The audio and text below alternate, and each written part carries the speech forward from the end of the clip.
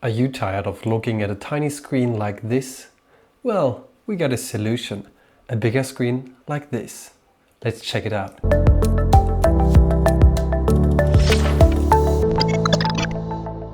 Hey guys, I'm WantClue and I'm really happy that you joined in here today.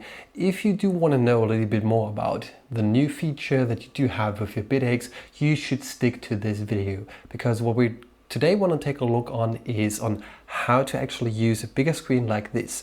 This screen right here is called the SSD 1309, which is obviously a bigger screen where you can see the stats on your device a little bit better. So with that, I do have it here on this Bitaxe already.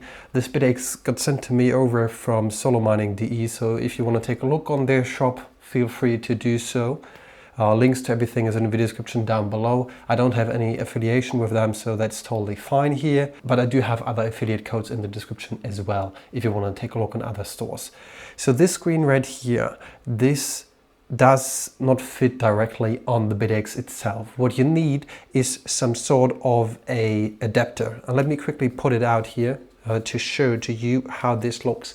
If you do take a look, you see there is a 3D printed adapter on the back here, and obviously for testing purposes to make sure this fits into this case, I was a little bit janky here with the connectors. I actually just bented them to the side, but this connector or this adapter, as well as the bigger screen, is available at bitshopper.de, which is a shop here based in Germany, and they do sell this upgrade kit for your Bitaxe. What's interesting about this is with this new screen, you do see the stats better for one, and you do get additional information such as the Wi-Fi signal strength that you do have. If I do plug it in and we wait for a couple seconds until it boots up, it will actually go to a screen where it shows you the RSSI, the strength of your Wi-Fi connection, which will not be displayed on the smaller screen, because the idea of the smaller screen that we had was previously in one of the early versions that we programmed is that you saw all information that we could give you, like the IP address, your Bitcoin address, everything, the shares, how many are rejected, and so on. But we quickly figured out that's not a good idea because that's too much information. So we stripped it and made sure that it only shows the stats that are really necessary to you on your display. And now with this bigger screen, if you do take a look, it will quickly swap over to it in just a second. Let's see, it's currently showing the IP address. This is the hash rate, 1.2 terahash at the moment, which is nice. The temperature as well.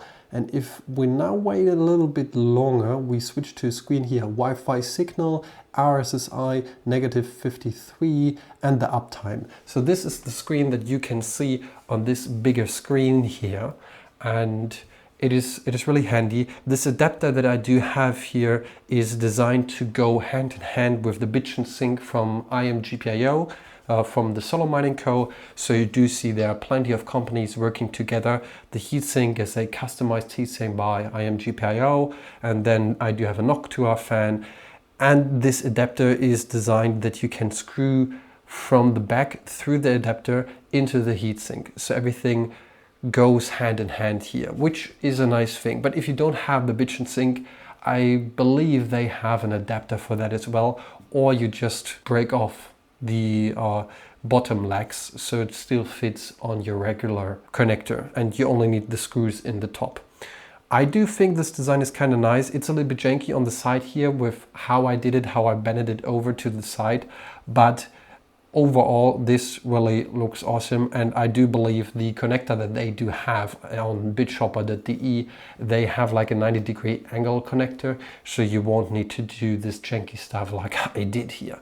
You know what we want to do now? We want to quickly go over to the PC and we want to take a look on how to actually do that on the firmware, because when you plugged in this screen, you need to change one setting in your Bitaxe. So let's quickly go over to the desktop and we will take a look in the settings page of your Bitaxe, and then you do have a new screen on your Bitaxe. All right, we are now on the PC and we want to take a look on how this actually looks on the settings page. So we're running the version 2.8.1, which is the latest version for your Bitaxe device.